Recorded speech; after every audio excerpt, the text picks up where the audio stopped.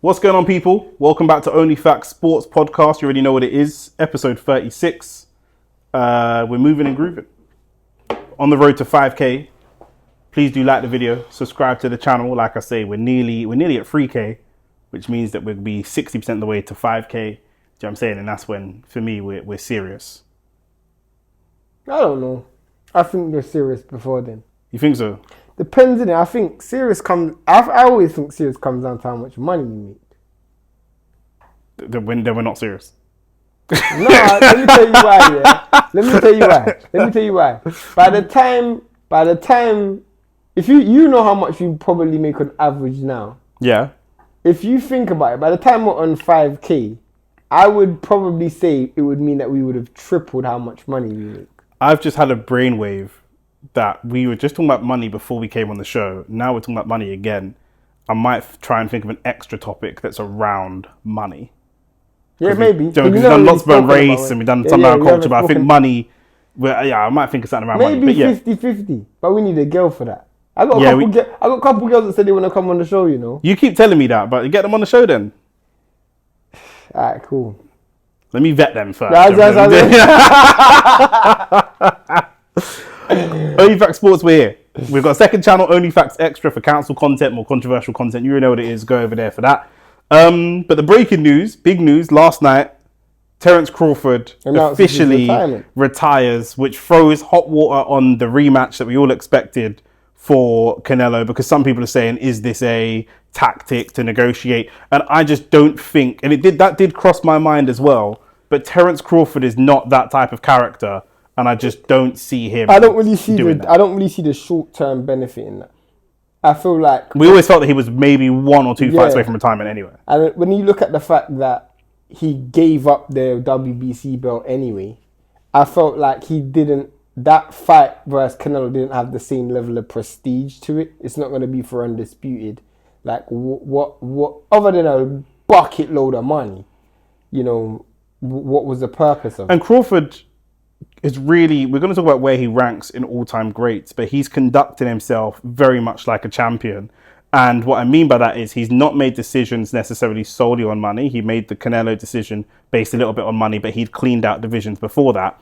And even after he's done that, he's then not gone on to continue to milk money, which shows that I got one really big payday, but my motivation was never really just about money. That's a good point, because anybody else who's solely focused on money would have just continued fighting for money. Not just that, though. We've seen Usyk, who we all agree is an incredible legacy fighter, now get the taste of the big money and say, you know what?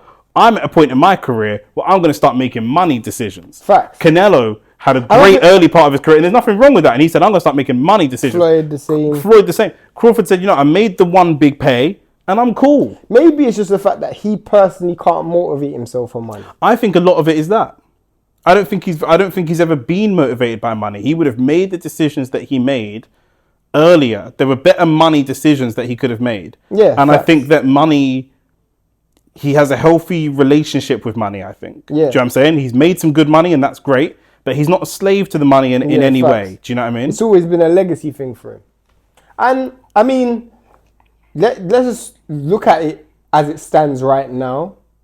Do I feel like it was like a way to avoid the Canelo fight or milk the Canelo fight? No.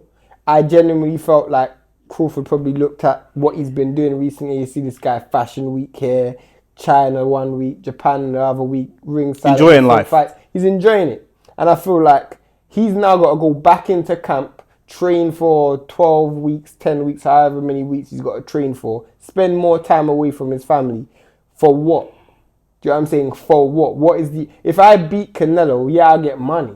But what does that do? Because he still lives where he grew up, right? I think he still lives in Omaha, Yeah, he still lives in Omaha. So he can afford to have a nice house in Omaha. I think he has. I'm just saying, but he's got a street name. He's not somebody. Like he had the keys to the city. Yeah. We saw how that went, but he's not somebody that's upped and moved to Vegas. Yeah, facts. He didn't up and move to LA. He's not Mayweather. He's not interested in that. He's super not interested in that. I do want to ask you. We'll get on to where he stands rankings wise. With his retirement now, he cleaned out divisions. Is there any food left on the table of what you would have? That's what I wanted to talk. I'm glad you said that. Is there anybody that you would have liked to see? That's for me, and I'm glad. And not these names. I'm not, because some people are very emotional. Calm down. I'm not saying that the names that we might name would have beaten him, and I'm not saying that these names tarnish his legacy. So please do listen to the whole video. But just as an example, he's always been on a collision course with Charlo. We never saw that fight. That doesn't tarnish his legacy. He beat Canelo. Canelo beat Charlo. He would probably beat Charlo. It's fine. But just for he's not a man who's had a lot of needle in his career. But there's somebody that he has had. Spence. Spence's friendly needle, though. We all saw the video. It was a Charlo was like that was a more personal needle. Potentially, in my opinion. Potentially, for me, bro, I'll keep it real. I'll keep it all the way real. If you were to ask me the decision, am I happy that he's retired? Yes. But the one fight that I want to see him in would have been up against Boots.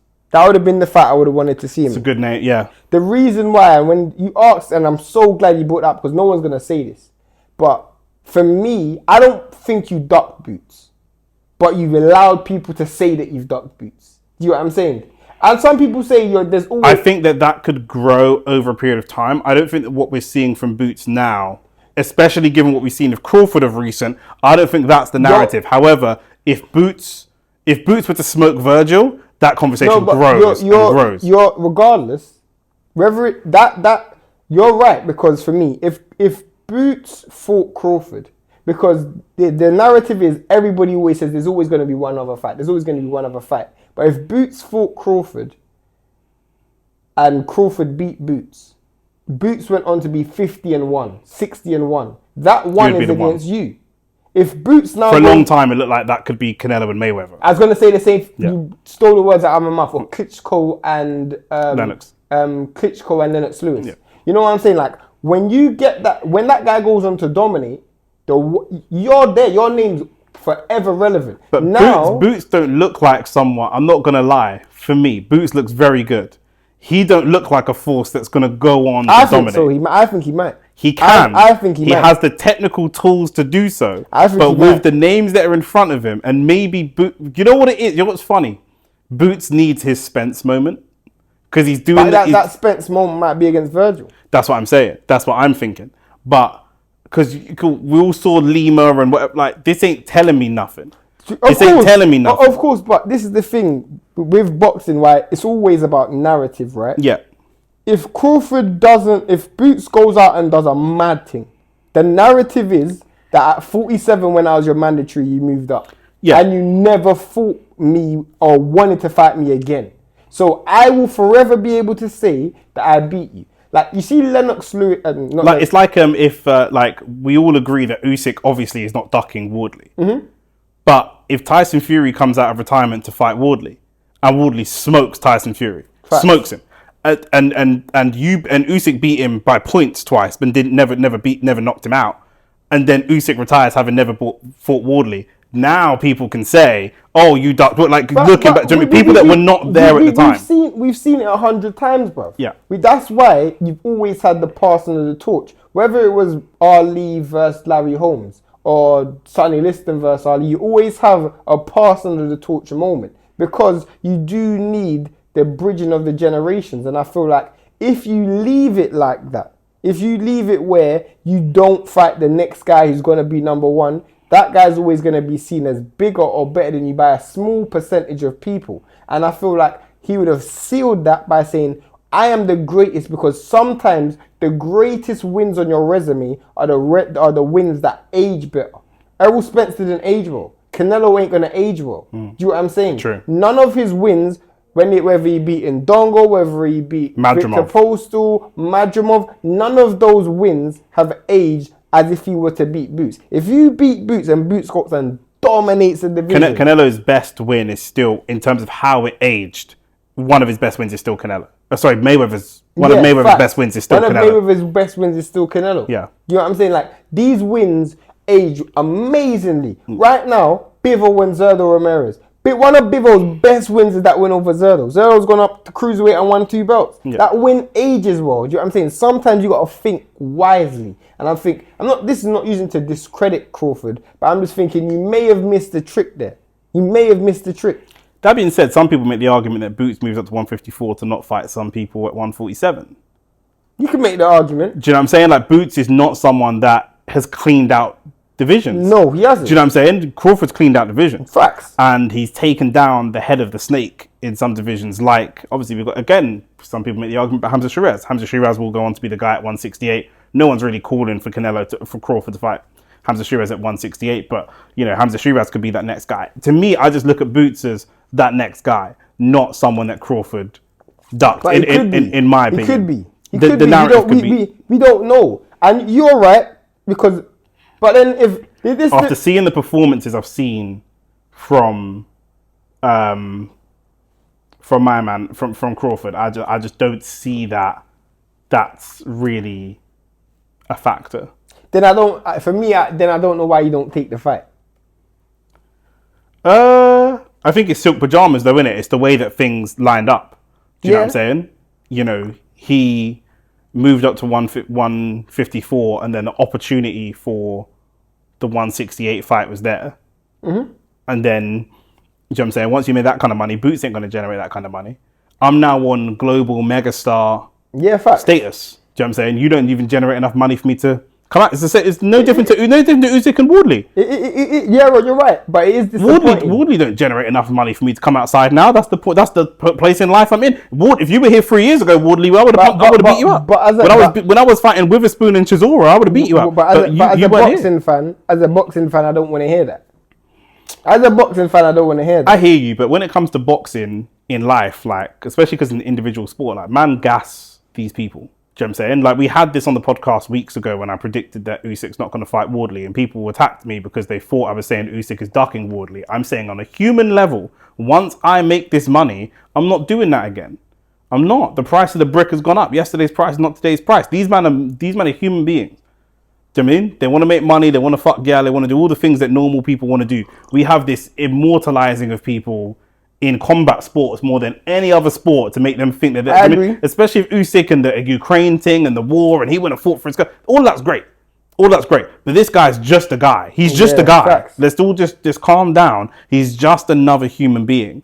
Do you know what I'm saying? And that's what it is. This is why I feel like boxing needs people like Wardley. You need people like, as you mentioned, Hamza Shiraz, or you need people like, in the case of Jerome Boots Ennis, or in the cases of when Lomachenko was getting older, the likes of Tio and Devin. You needed those guys because they keep you young. They keep you fresh. You know what I'm saying? They keep you in the game. They also, like, part of the reason we don't get these fights, by the way, is your fault. And my fault and your fault. And it's us, it's the fans' fault. What we saw back in the day, Muhammad Ali would pass the belt to Patterson, and then Patterson would pass it Patterson would pass the belt to Ali, and then Ali would pass it to the next guy, and then that guy would pass it to Tyson. Because of Floyd ruined boxing, because of the undefeated thing, now everybody wants to be undefeated, and that's how we solidify somebody's legacy. Do you know what I'm saying? And because it used to be very natural that if I'm Crawford, I keep fighting, and even if I'm 42, when I eventually lose to whoever, that's when I go, you know what, guys, and then you pass that on. It's very similar to Andre. Because you need to almost pass the audience on. Of course. This is why boxing goes like this, because you have a situation where Klitschko was kind of boring or whatever. We call that the Dark Ages, but he passes audience on to Tyson Fury, but then Tyson Fury has the drugs problem, so he goes. But it opens the whole division. Now the division's open. Do you know what I'm saying? Like, AJ... This is why AJ built boxing, not from the ground up, but this is why AJ was so exciting. Do you know what I'm saying? For how he was able to maneuver and collect. Because it was refreshing. It was refreshing. After that dry spell in the heavyweight division, because even though Tyson Fury beat Klitschko, Tyson Fury wasn't exciting. Do you know what I'm saying? That also creates the environment for AJ and Jake Paul and stuff like that to happen, because there's a gap. There's now a gap. I think Crawford, though, it's a similar thing to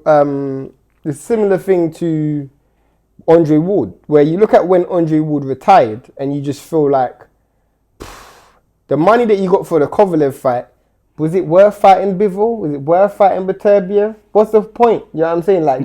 Like, what's the risk versus reward? And then you see what happens between Bivol and Beterbiev and what they end up doing, and you think, Rob, maybe you dodged the bullet.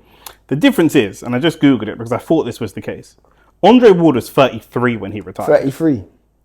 Crawford's 38. Mm-hmm. So that's the difference.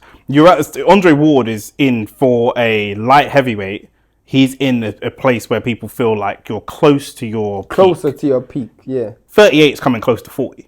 Yeah. Do you know what I'm saying? Like, this guy should argue that he lives the life. He's very, very healthy, but he's close to past his peak. Do you know what I mean? And it'd be very disappointing.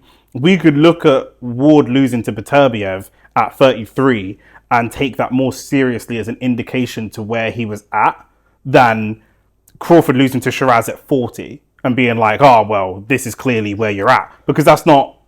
What's that? And we know the history of people going down once they've gone up. Yeah, fact. And if anybody knows that, Crawford would know that. I think Crawford... I think Boots would feel like he's been robbed of an opportunity.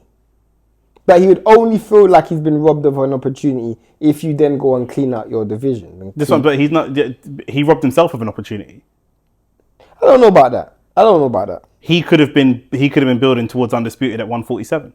Yeah, but I don't think he could have continued making the weight. That's why they moved to 54.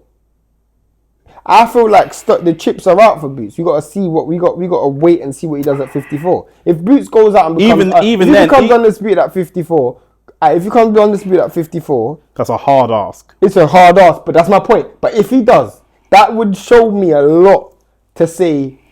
Okay, let me ask you this question. You think if Boots goes undisputed at 54, Bowsy and Boots aren't saying that Terence Crawford ducked them? You don't think they're saying that? Or everyone from Philly, you don't think they're saying that? Maybe, but I think if you go undisputed at 154 in a very, very good era of 154s, it's very good. It's a very good at the top level. Yeah. But it's kind of, in a very good era of I think that you are on the path to building your own thing, to not even need to talk about Terence Crawford. Potentially. To not even need to talk about that. You could just top Terence Crawford by going undisputed at 154 and then looking at 160. Yeah. And then seeing where we're now world champion at 147, undisputed at 154, undisputed at 160. But there's a lot in it. If you do that, no one's talking about Terence Crawford anymore. Yeah. You're the guy. Yeah, fact. So why are you worrying about the last guy? Do you know what I'm saying? So when I say he robbed himself, if you were struggling to make weight, if you don't stop making weight overnight, you must have been struggling to make that weight before. You could have been 154 from a year ago, 2 years ago. Yeah. So you've done this to your... Don't worry. You don't base your boxing career on what I do. No, you base your boxing career on what you do. Of course. So what are you doing? For me as a fan, it's a fight that I've always wanted to see. It's a fight I've always wanted to see. But I think that any time you retire, it's going to look strategic.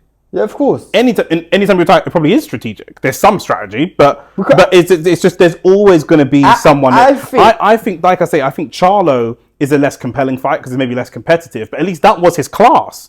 They're in the same class. They're in the same. Do you know what I'm saying? Era, yeah. That's someone you never cleared out. Do you know what I'm saying? Charlo is someone that could walk around with a big mouth and say, oh, this guy, he should have fought me. He never wanted to fight me. But that makes more sense. There's less of a argument. Now we all pretty much think that Crawford would have broke him up, but he can move with that type of energy as well. A lot of people can. Do you know what I'm saying? Yeah, you're right. I guess it's more of a selfish thing because it is a case we're always going to say there's somebody else. But honestly, if Crawford beat Boots, I would have literally said there's no one else for him to fight. I would have said no. Boots apparently helped Canelo prepare for the fight, and we saw how that went. There's nothing I've seen from Boots that tells me that he can, be very competitive against Crawford. I disagree still. I think he's a level below. He might be a level below, but I feel like styles make fights, isn't it? It's true. Styles make fights. True. I think Crawford's bag is too deep. Potentially, you might. And the kind of performances he's putting on, when he went and broke up Lima, that type of performance does not call for people to say, you got to get in there with Crawford. We ain't even seen it. You could have moved a bit more. You could have moved quicker and had people. You got to position yourself to have the fans demand that fight. Yeah, I agree with that. Some people, it's a that would have been interesting, but it's not a fight that people are demanding. Yeah, I agree with that. Do you know what I'm saying? If right now, if Wardley knocks out Fury, not going to happen. But if Wardley were to knock out Fury, the fans would demand Usyk fight Wardley. That can happen. the fans would demand Usyk fight Wardley. Now Yeah, you're ducking. fact. Now I've moved myself into a position where now it's confirmed that you're ducking me. Confirmed. facts. You can't say I was ducking you when I might get paid $5 million to fight you, but I got paid $100 million to fight Canelo. That's not a duck. Yeah, facts. Do you know what I'm saying? You didn't even get yourself into that position. You didn't generate money like that because you want to fight on the East Coast. Yeah. Because you're killing yourself to make 147 and be a weight bully. Because these are decisions that you made. You ain't no global superstar. Yeah. Do you know what I'm saying? So you've done this to yourself. Hardcore boxing fans will have your view, but you got to position yourself to make the fans demand it. Yeah, I agree. Do you know what I'm saying? Boots can walk down the street in the UK and man don't know who he is. I hear what you're saying. Do you know what I'm saying? Honestly. I hear what you're saying. Spence had fought in the UK before. Spencer's closer to... Spence at the time that he fought Crawford was a bigger star Yeah, of course. than Boots yeah. was, by far. By far. Do you know what I'm saying? You ain't even got that kind of... You're a good technical, but you ain't got a star power. No. I don't know you. Do you know what I'm saying? So that's what it is. But yeah, we wish him luck in his retirement, and I think that, like I where said, does he rank? for someone like Crawford, this is definitely a confirmed retirement. This ain't games. Yeah, facts. I don't think it's games at all. I don't think it's games. He's done. Where does he rank all time? You're the historian. Do you know what I'm saying? I wouldn't necessarily say that, but I hear what you say. I wouldn't say I'm a historian, but You're of the two of us, you're the historian. the difficulty for me is I was born in '98, right? So I always say you can't. Were you alive? Were you alive for Hit 'Em Up? No. Okay, were you Was alive? Hit 'Em Up 91? No, Hit 'Em Up was 95. Really? What year did it come out? He died 96. It was 1 year before he died. 95. Oh, I was alive, yeah. Okay, but you weren't really out. I was one. I was born in 1993 and it came out in November 94. Was you alive for Get Rich or Die Trying, right? Yeah. You can't tell people That was like a formulative album You can't for me. tell people who's born in 2015. You need to be outside. You You have need to be to outside. live that. You need to be outside. Do you know what I'm saying? So I need to be can't. outside. I say that to be say outside, yeah. when you talk about Mike Tyson, you was alive for Mike Tyson. Yeah. You knew the enthusiasm of watching Mike Tyson. I can't tell people when I talk about the Klitschko era, and I'm like, bruv, that was the deadest era of heavyweight boxing. You have to actually be there and realize, bruv, I'm really staying up to watch this. A lot of it is also like you say, media and narrative. Mike Tyson's image is still selling today Facts. at 60. Facts. He's been in the Hangover movies when he'd been long retired. He got a fight with Jake Paul to make tons of millions when he was long retired. He got Roy Jones probably didn't generate that much money, to be fair, but like he's got a big podcast when he's long retired. People are still fearful of him. They opened a gym in Saudi. Yeah. The gym in Saudi is the Mike Tyson boxing gym. Mike Tyson I love Mike. He's my personal favorite boxer of all time. If I'm being dispassionate and taking my feelings out of it, this is a man that was beaten by Lennox Lewis and beaten by Buster Douglas. Yeah. And Holyfield. Holyfield is on drugs. But like this guy's not an infallible guy. Yeah. But if people saw Holyfield walking down the street and saw Mike Tyson walking down the street, they'd be petrified of Mike Tyson. Yeah, facts. But Holyfield beat this guy.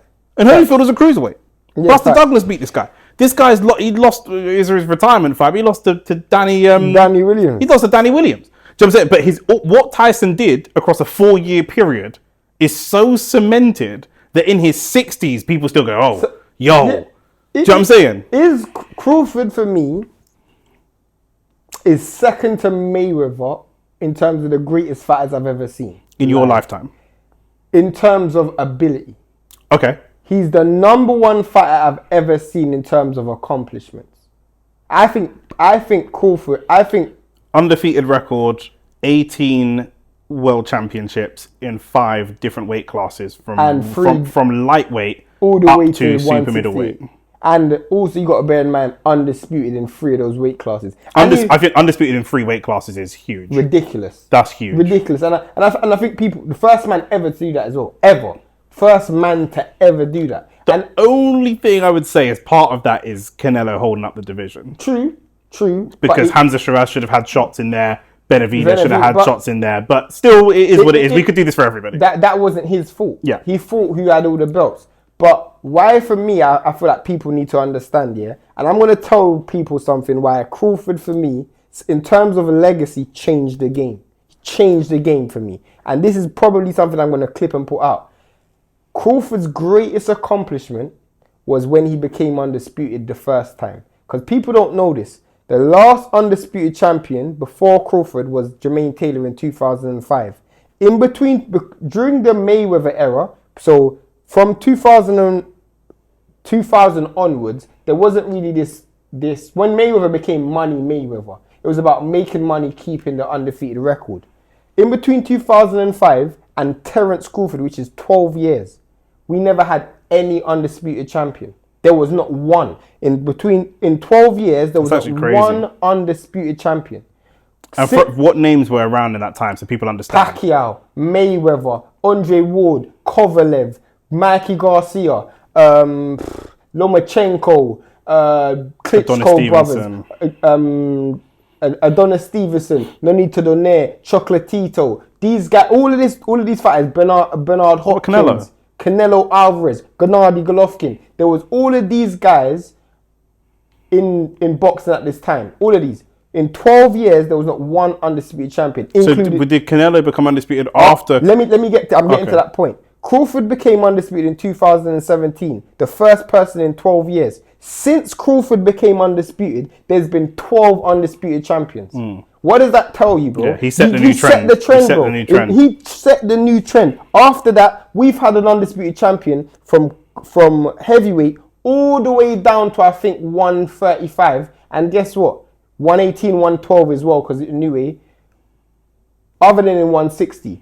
We've had an undisputed champion in all of those weight classes only since Crawford became undisputed. So the same way that, I know that people can say Rocky Marciano and that, but the same way that Mayweather made the trend of be undefeated. He now set Crawford a new set the trend of to be the number one, clean out a division. Clean out a division. Yeah. And since then, Canelo, Usyk done it twice. Inouye's done it twice. The Devin Haney. He's like the Roger Bannister of boxing. Do you know who Roger Bannister is? No. Back in the day, it was scientifically proven that the human body could not possibly run a mile in 4 minutes. Yeah. And Roger Bannister was the first man to do it. And at the next marathon, like 20 people did it. But once he did it, people started doing it. That's my point. Yeah. Because remember, during that time, we're talking about there was only 2 4-belt undisputed champions. People were seeing it as impossible because of that era. This is my era. That's my era of my upbringing. That was my era. And it depends on how stacked the eras are. To be undisputed at 154 right now is harder than being undisputed at cruiserweight or something. Something like that. There's only 2 guys, 2 fights away. 154 is a lot of really good guys. So that's my point. Like when you think about the fact that he set that precedent and he done it 3 times, bro. For me, it's also that I'm a technical boxing fan. And in the big fights, people are going to talk, like you say, a lot of his big wins are not going to age well, but they're not going to age well partly because he broke these men up.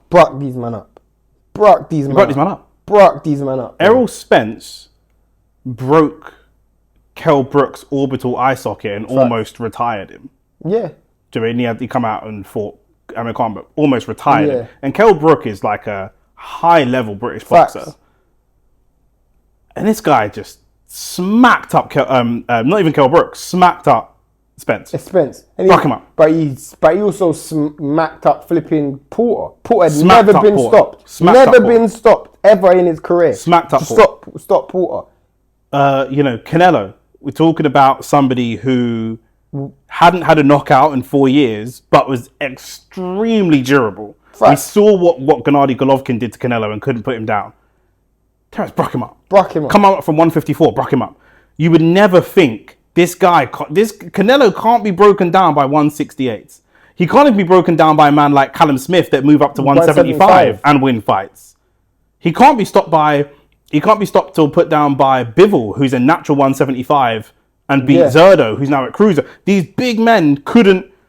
My man came up from 154. One fight 154. Really came up from 147 and broke him up. Broke him up. Didn't knock him out, but broke him up. Do you know what I'm saying? It's different. He makes the fights look so easy. That's the part that reminds me of Floyd. Is how easy he made these fights look. Trust me. I think if you were to ask me, he's the second or first best fighter we've ever seen. But in terms of accomplishment, he's number 1. I think in terms of accomplishments, he's single-handedly the best fighter that we may ever see. You think Crawford is? You think because you said that So you got Mayweather as the best fight you've ever seen. In terms of like Technical ability. I think Mayweather is the greatest. I think Mayweather is the greatest athlete that ever lived, ever. And I'll tell you why. Mayweather is the first ever athlete that turned a sport into a formality. A competition or a sport is supposed to be competitive. You're not supposed to turn on the TV and already know the result. MJ in the finals. MJ in the finals. I hear you, but that's just the finals. And he played in the team. Yeah, Floyd turned competitive. I've never been nervous watching a Floyd fight. Never. I knew Floyd was going to win every single fight. I've never been nervous watching a Floyd fight. He turned a sport into a soap opera. Yeah. Do you know what I'm saying? That's why I feel like... That was the beginning of people saying, this is boring. Yeah, this is invincible. He was literally... This is boring. He's the closest I've ever seen to an invincible fighter. Yeah. Specifically during the Money Mayweather era. Yeah. When Crawford, though, in terms of accomplishments, I don't think... Bro, undisputed in 3 weight classes, bro. Yeah. That is ridiculous, bro. I mean, what would it take, just to give people some understanding, and then we'll move on to the next topic. What would it take right now for someone to be undisputed in 3 weight classes? If we look at, say, 147, 154, 160, what would it take? Who would they have to beat to be undisputed in these weight if you to become undisputed, let's use those divisions. Yeah. 147, you have to beat Barrios or Garcia, Crocker, or Crocker, Devin Haney. That's who you'd have to beat. And Romero, which that's doable. Barkram still be very impressive, but Barkram, Fundora, and Zayas at 54, and defend that against the winner of Virgil or Boots. Fucking mad. That's the hardest. Fucking mad. Yeah. And then go to 60 and fight Yanabek, Lara, and Adamis. That's what you'd have to do to become undisputed. To do all of that and clean out those names. That's would fucking be insane. mad, bro. It's mad. Yeah, that would be if somebody started today and did all of that over the next 12 fights, that'd be the best. That'd be the best resume in boxing. Not to mention, he was unified champion at 35. He just never became undisputed. Yeah. He was unified champion at 35. So this is what I'm saying. This is a 130. This is Lamont Roach going up, or someone of Tank size to going up and doing all that. So this is not someone of Canelo size shredding down to do that. Facts. This is somebody going up to do that. Take Shakur, or not even Shakur, take Tank and make him fight at 68 and win. That's what you're talking about, bro. Yeah. But beat those names on the way. On the way. That's what we're talking about. Teofimo Lopez going up to fight a fighter at 68, bro. Yeah, to go fight Hamza Shiraz. That's what we're doing, bro. This is fake, fam. You can't... Yeah, it's crazy. It's ridiculous. That's good. When you put it in those terms, that is crazy. And a lot of people will say that some of those names individually aren't amazing, but as a resume, that would be the best resume in boxing right now. If somebody went and did that. If Shakur Stevenson, just because he's a more technical boxer, went up and did all of that and then beat Hamza Shiraz. And you know what's so impressive for me? Is the fact that when he moved up to 47, which everybody said at the time was the hardest division to conquer, he knocked everybody out. Yeah. He never went the distance once. Yeah, that's what Sean Porter stopping Sean Porter then stopping Errol Spence. For me, that's what is that mind blowing for me. Like everybody said that. You know when you said 54. If anyone wants to do it at 54, 54 is the hardest division. 54 is what 47 was at the time. Imagine just stopping everyone at 54. Yeah, it's fucking fake, bro. It's ridiculous. It's ridiculous, bro. Yeah. So yeah, man, shout out to Crawford. Yeah, congratulations to Crawford. Yeah, enjoy retirement, and he, like I say, he's solidified. Yeah, go. Good. He's solidified his place in boxing for sure. All-time greats. Facts. For me, the top 10 of all time. 100%. Yeah, I was gonna say he's between like 5 and 6. 5 and 6. Who's your number one? I'm probably got Ali number 1, and then Mayweather. And then Mayweather number 2. Who do you have after that? You have to think and do this list. I have to think properly and give this. I'd probably say he would be my top 5, you know. Yeah. I think what Pacquiao done 8 weight classes, that's a mad thing. I'd have Crawford over Pacquiao. Ooh. Would you have Leonard over Crawford? That's a tough one as well, wouldn't it? That's more difficult. Leonard is also like how he won fights. It's how he won fights. He beat as well. Like, bro, he beat all-time greats, bro. Like, he beat Hagler. Yeah. He beat Hearns. His resume is like aged better. Yeah, facts. Individually, dispassionately, I'd have to have Crawford above Leonard for achievements. Yeah. But then like nostalgia. But then nostalgia, the names you have fact. And the way it's Duran, aged. Hagler, Hearns, Yeah. it's fucking mad, bro. Yeah, It's tough, isn't it? it's difficult. But yeah, he might be, for me, maybe fourth, fifth, sixth, somewhere in that range. He's one of the greatest boxers. And we've still got Usyk fighting, by the way. We have to be thankful that we're in this era, bro. Yeah. Thankful. But yeah, man. 100%. Going from the top level of boxing to right at the fucking bottom level of boxing. Something that we never thought we'd see. But we're here. Yeah, man. It's happening. We're 2 days away. Yeah. You know, I predicted, as I always gas myself up when I get something right, I did predict that the Tank fight was not going to happen. And then when this was announced, I predicted that this fight will happen. And I got reasons why I think it's going to happen. But talk to me, what stance do you want to take on our coverage of this? What position do we take? Well, the first thing is we're going to be live for this fight. We're going to be live. I'm gonna try to go live for pretty much most of the card. We're based in London. The fight's going to be in Miami. It's going to be in the early hours. I'd rather be live a bit earlier, personally. So I'm going to try get Alicia Baumgardner. We know Shane wants to see her fight. Yeah, man. But in terms of what angle I'm going to take for this fight, I think the obvious angle is results. And I think I want to get that out of the window early. There is no way Jake Paul wins this fight. There's no way Jake Paul goes the distance. This fight is not rigged. This fight isn't none of those things.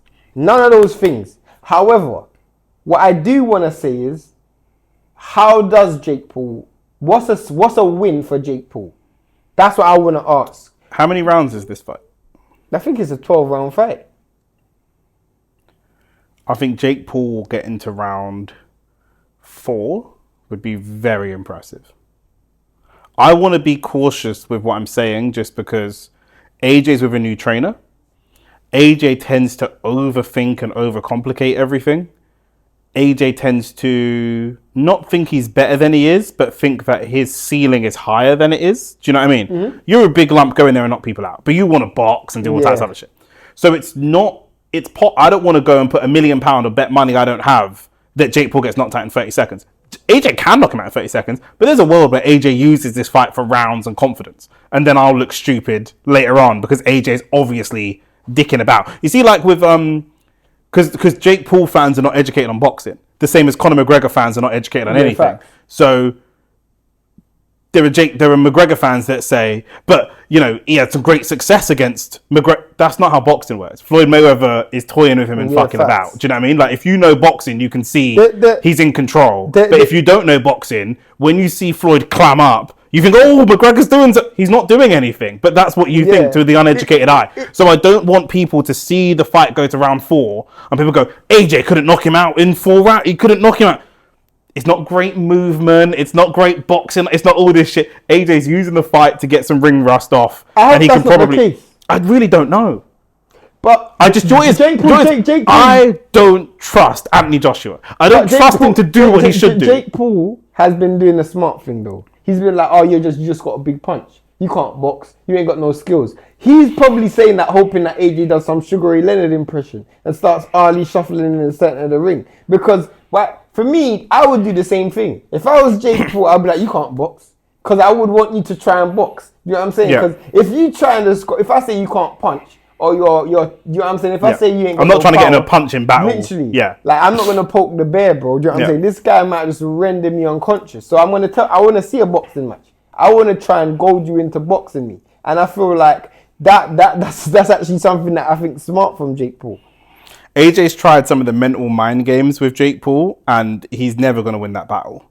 I don't think he's smart enough. No. I don't think he's mentally strong enough. I don't even think, like, it's necessary. I don't think it, but that's what I mean by not mentally strong enough. You're getting into a mind games battle with someone that you don't even need to get into a mind games battle with. You're better than him. But you're better than him. You're stronger than him. It's not even you're better than him. You don't do the same sport. He's not even a professional boxer. Yeah, I know. Do you know what I'm saying? Like, it's not even anything. It's not anything. Like, do you know what I'm saying? Like, I need to see the AJ that fought on Ngannou. I need to see a spiteful AJ. If it's the AJ that fought in Ngannou, Jake Paul gets knocked out. Not only does he get knocked out in the first round. I think Jake Paul might get knocked out by accident in this fight, you know. Because I see a lot of people saying, oh, maybe AJ might pull his punches and fight within himself. I don't think AJ is intellectually good enough to fight. No. AJ might knock you out by accident. AJ's losses are because he's all or nothing. Yeah. Do you mean I don't his think I've losses ever seen his losses AJ come from overcommitting? Yeah, I was about to say, I don't think I've ever seen AJ pull punches. He's not Lawrence Okoli. Yeah, I don't think I've ever seen AJ pull punches. If Jake Paul's fighting Lawrence Okoli, he might pull his punches. Yeah, AJ, and it's funny, he's sparring Lawrence Okoli. If AJ, I think AJ might knock Jake Paul out by accident, bro. Like, in the sense that he just puts a combination together that he doesn't... I think the first time AJ lands a clean punch, and I don't mean a clean punch like a power punch, I mean like a clean jab, or I think that we'll see potentially like blood, bruising. Or we'll just see mindset a reaction to like a head snap back, and AJ will be like, rah. Okay. You know what I'm saying? Some people... We just watched Tim Tszyu fight Velasquez. Yeah. The first round, Tim Tszyu, they're kind of trading and they're kind of feeling each other out. Once Tim Tszyu got into his flow, he just walked this motherfucker down. He just walked straight through the guy. Now, he couldn't knock him out, but those two are at least the same size. And at the same... level. Yeah, they're levels. Do you know what I mean? Like, this is levels. Yeah, this is levels. Bad, bro. Yeah. But it does lead me to believe, obviously we've spoken about this ad nausea, about why Jake Paul took this fight. But it does lead me to believe, bro. Do you think Jake Paul genuinely has ambition to win? Ambitions to win? Yeah, but you got ambitions to be with Shenseea. Do you know what I'm saying? Like, it's on the same level. Like, it's not you're not even in the same country right now. Do you know what I'm saying? Like, but the consequence, I would take any risk to try and draw Shenseea. I'm not going to take any risk. Like, you know what I'm saying? The risk versus reward for the Jake Paul versus AJ thing is a mad one. I think Jake Paul's brand is so bulletproof, other than physical risk, which obviously is a big risk. I don't know that there's any risk. You know what I was thinking, yeah? If Jake Paul gets knocked out in 7 seconds, he'll get credit. Yeah. So it's bulletproof. I think it will allow him to go into other fights. It's bulletproof. It's absolutely bulletproof. He's going to buy himself 2-3 more years of fighting retired MMA fighters. Facts. Do you know what I'm saying? Like, that's what it's going to buy him. Do you know what I mean? I agree. You know, that's what it is. Or he's going to spin it and say, I have no fear of being knocked out. Can I ask you a question? Go on. What would you do if AJ lost? Oh my God. You know, I thought about this. What would you do if AJ lost?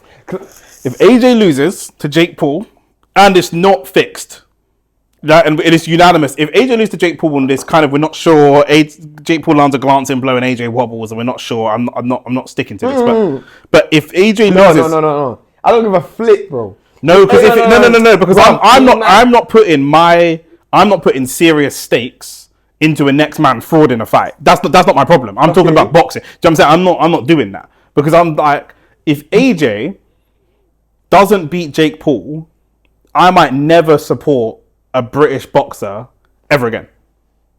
No, but what does it mean for AJ?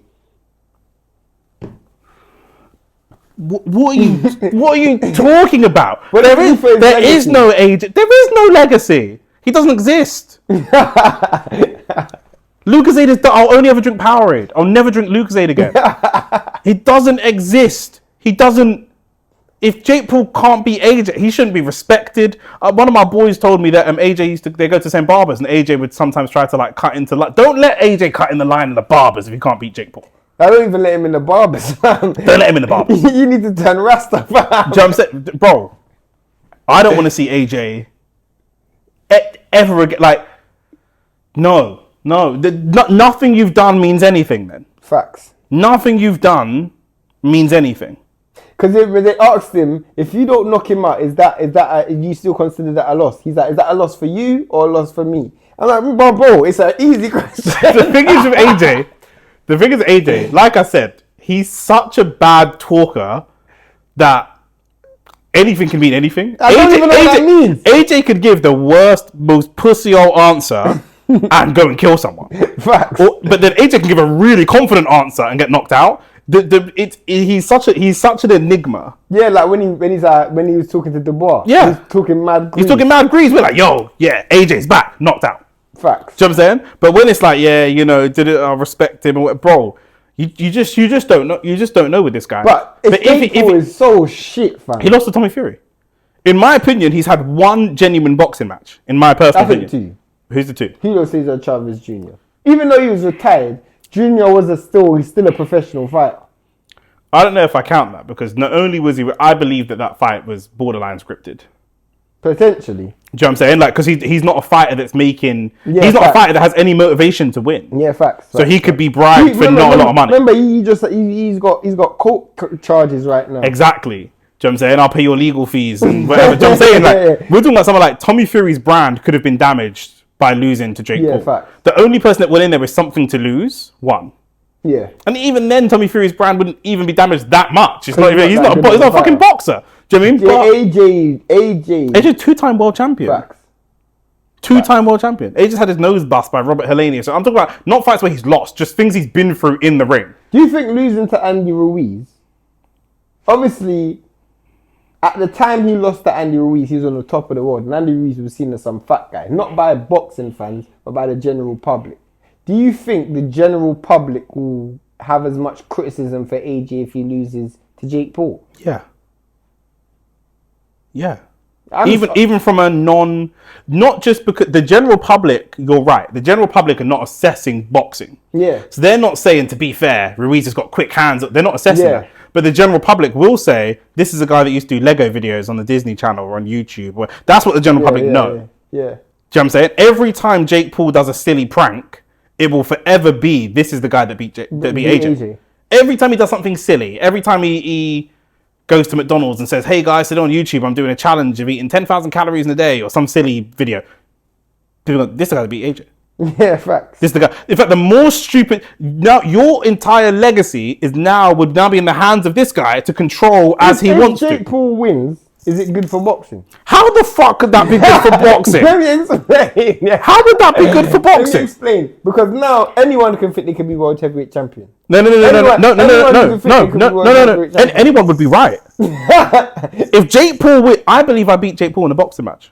I wholeheartedly believe that. No, you can't believe that. Why not? Jake Paul, bruv, is like 3 weight classes ahead of you. He's not good. Your natural weight. He's not good. I know, but bro, he's been okay. Not in the pros, in an amateurs.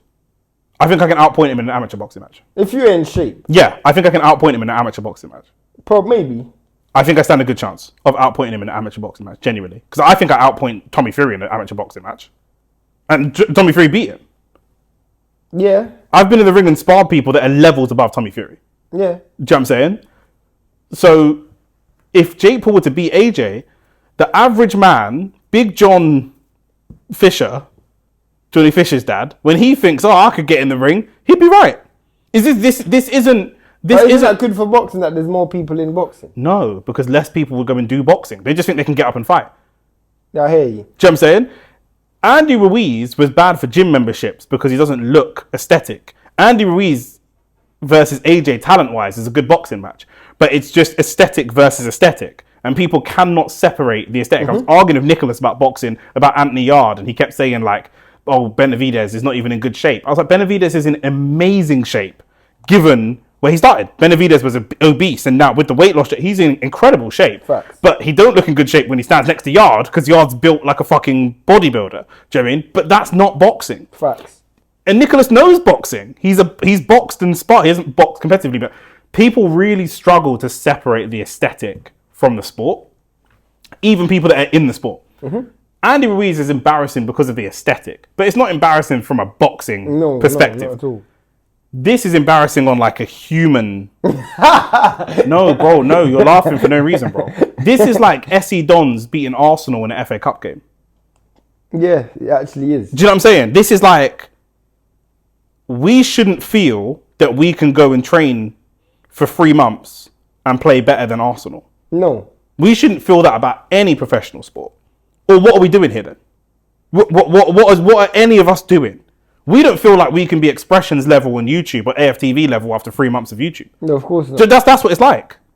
That's what it's like. Like, anyone will think anything's possible just doing anything. Do you know what I mean? Yeah, I hear you. The world's got no rules, bro. What does Jake Paul do when he loses? I think... Does it depend on how he loses? He's got to lose by stoppage, bro. If Jake Paul loses on points, the boxing's finished. Now I'm talking about from Jake Paul's perspective. Jake Paul's team will already have multiple narratives. Jake Paul is a. I don't know if it's him individually, because every time I see this guy talk, I think, how is this guy as successful as he is? Because he just talks like an idiot. But he's obviously not. Sometimes people say, this person can't be stupid because they make a lot of money. I don't agree. You can make money from doing foolishness. Fact. Bonnie Blue is not intelligent. Lily Phillips said in an interview, she thinks that she's successful because she's stupid. That's her opinion about herself. Do you know what I mean? She can just turn her brain off when people call her name. She just turns her brain off and she's like, I'm an idiot. It's fine. My life is great. Do you know what I mean? That's what she said. And I was like, I sly rate that a little bit. I Do you know what I'm saying? still. Jake Paul's not that though. Jake Paul's great at playing an idiot, but he's not really an idiot. He's not an idiot. His team will have documentaries and media packages and videos and vlogs and everything lined up for whatever the eventuality is to go and drive that narrative. I think for Jake Paul, a win is the spectacle, right? For sure. A win is a spectacle. Jake Paul's the only person in the world, he's built himself into such a position that if he gets knocked out and the knockout goes viral around the world, he makes more money. He makes more money. Facts. He makes more money. He can profit from a loss. Yeah, facts. But he can profit even more from a win. Yeah. So I'm winning either way. Yeah. You're coming into my territory. And it's not these people. We're going to do Misfits boxing and talk about that in a second, but it's a different territory. Yeah, facts. I watched the face-off of Chase. I watched the face-off of Andrew Tate and Chase Demoor. The comments are all just insane. But it is a dangerous thing, because I'll be honest, like, if someone was to ask you to fight, what weight? What's your size? What weight? When you're at your normal weight class, what weight? 168. You're at 168 when you're fighting in the amateurs. So if someone was to go to you and say, you know what, you can fight Zach Parker, or you can fight Canelo Alvarez, or someone who's a puncher versus someone who's not a puncher, right? You could fight Zach Parker and maybe not get stopped. When I mean stopped, like rendered unconscious. He's fighting AJ. So you're gonna get hurt, bro. I don't know if they've taken that into consideration. This is not a game. Like, I feel like... I personally think, controversial to say, I don't agree with drugs in the sport. I don't want to see people die in the sport. Boxing is by far the most dangerous sport in the world. One of. You know them sports that people do, like motorbike riding, isn't that more dangerous? Man don't die every year in motorbike ride. I swear that people do. I swear there's one. You were telling me about a race. In the TT, but in the race of the TT, but that's not a sport. That's like an individual separate. That's not a sport. But yeah, in the Ironman TT, people die every year in motorbike racing. But in the motorsport not F1, but in the motorbike, man don't die in that. There's mad safety precautions in that. Do you know what I'm saying? There's probably more safety precautions in that than there are in boxing. Yeah, boxing, if you've got enough followers, you go in there and fight. Oh, we're seeing that. That's what I'm saying. But yeah, you were I think that we might need someone to get hurt to slow this down.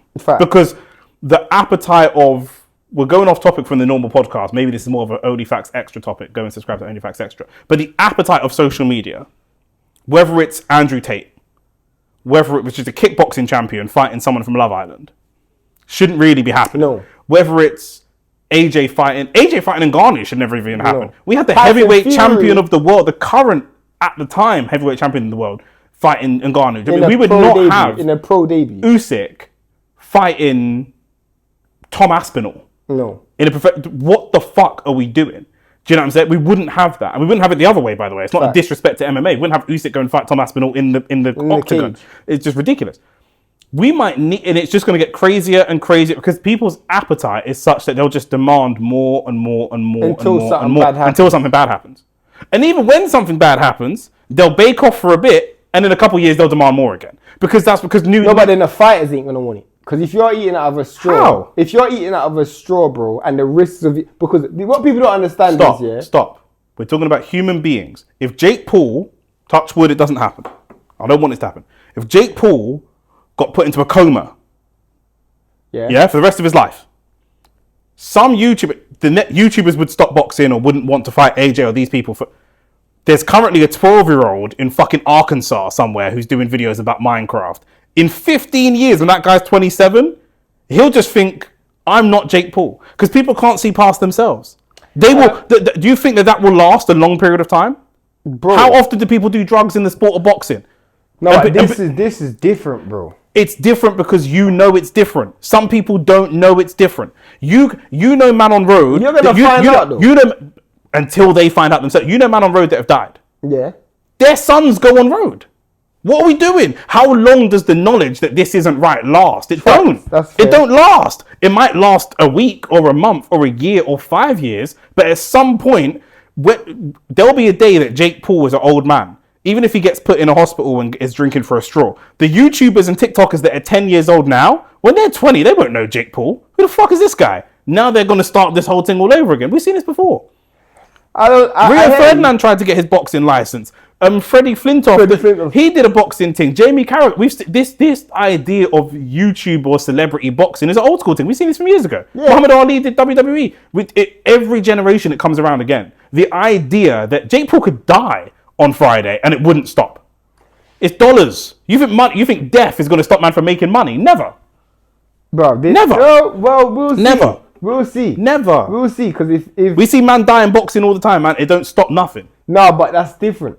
That's different because there's because boxing unfortunately has relinquished the quality control that it's supposed to have. That's what I'm saying. Because there has been a lot of quality control. That's what I'm saying. But now we're blurring the line. Chase Demoor versus Andrew Tate is a professional boxing match. Sanctioned. But neither of them are boxers. I understand. I'm just saying it shouldn't even be a professional boxing match. I hear you.